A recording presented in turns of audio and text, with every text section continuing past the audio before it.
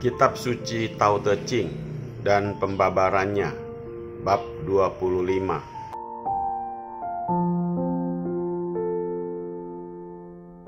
Bab 25. Tao adalah ibu dari langit dan bumi.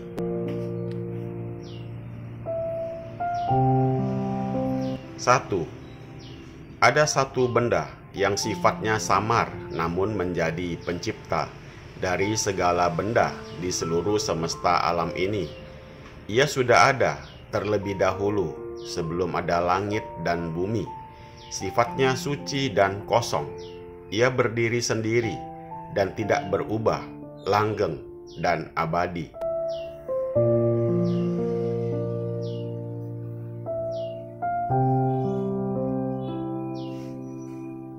Dua, mengelilingi dan meliputi semuanya dengan tanpa berhenti dan tak ada akhirnya, sehingga dapat dikatakan ibu dari semesta alam.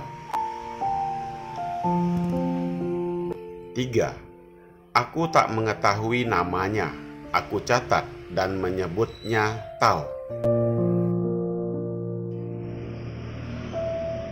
Empat, dari sifat yang demikian itu, terpaksa aku namakan ia Maha Besar.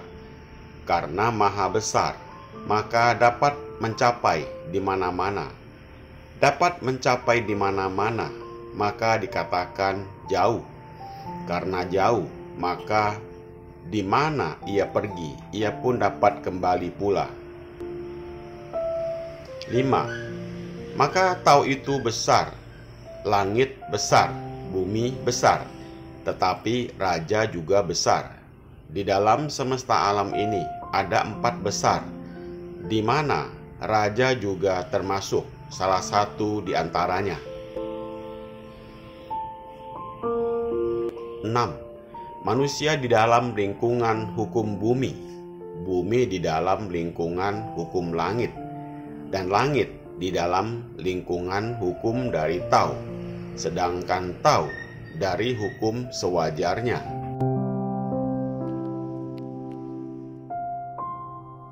Ilmu pengetahuan yang telah dikuasai oleh sarjana-sarjana di alam dunia modern ini, walaupun sudah menanjak sangat tinggi, namun hanya terbatas dalam lingkungan dunia kita ini.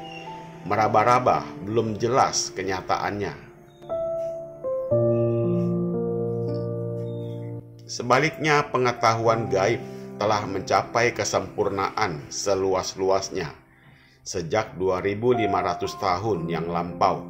Maka seorang yang berjiwa moksa seperti Lao Tzu, pengetahuannya jadi sangat luas hingga mengetahui jelas tentang keadaan alam semesta, dan terutama keadaan Tao yang meliputi segala benda di seluruh alam ini. Benda yang dimaksudkan oleh Lao Tzu itu tidak lain dan tidak bukan adalah Tao yang menjadi pusat dari segala benda dan segala makhluk di seluruh alam ini. Karena Tao adalah pencipta mereka yang maha besar dan berkuasa atas semuanya. Sehingga langit dan bumi pun diciptakan olehnya. Sifatnya sunyi, senyap, dan kosong. Berdiri sendiri dengan kekal dan abadi. Pasal 1.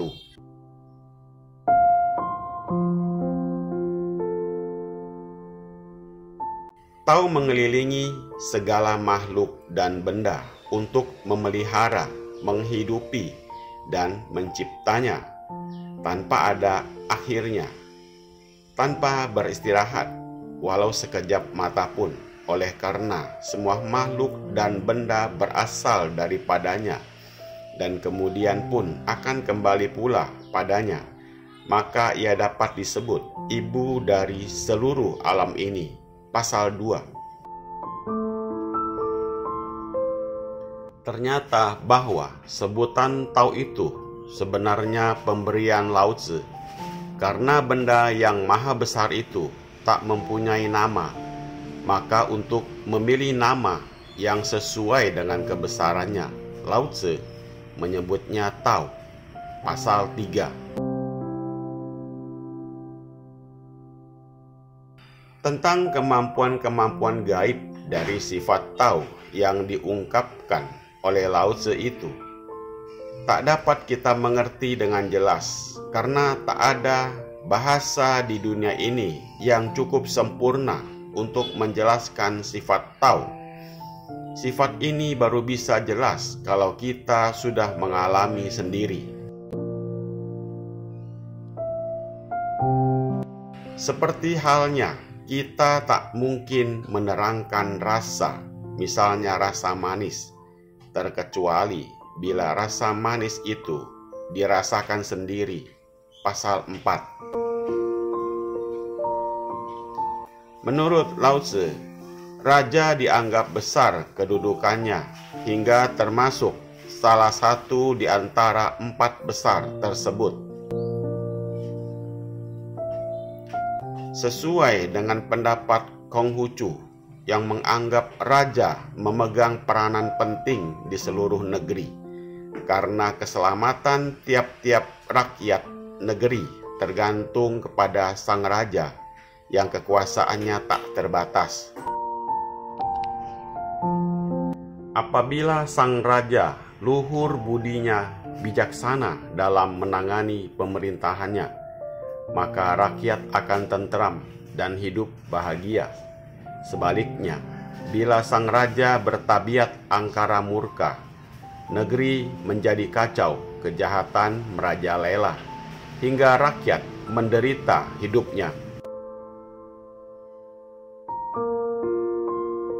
Maka seorang raja memegang peranan penting di mana keselamatan berjuta-juta rakyat berada di tangannya.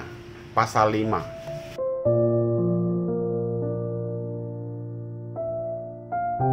Karena adanya tatanan hukum tersebut, maka hidup manusia mengandalkan pada bumi, bumi mengandalkan pada langit, langit mengandalkan Tao, dan Tao pada sifat sewajarnya.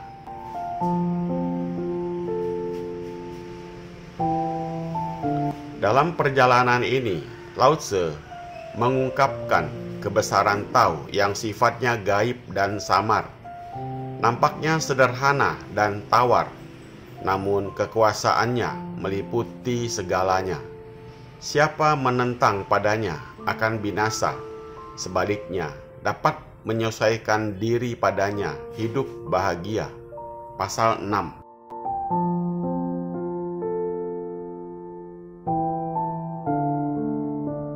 Semoga bermanfaat. Terima kasih.